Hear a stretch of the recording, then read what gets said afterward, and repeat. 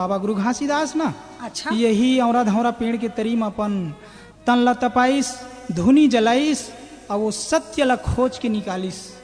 बड़ तपसी गुरु है वो। हाँ तै जोरी से तै तो तन ल तपाएगा मारी ल मोर के तोर धुनी बरे बाबा मोर जोरे जोरे से।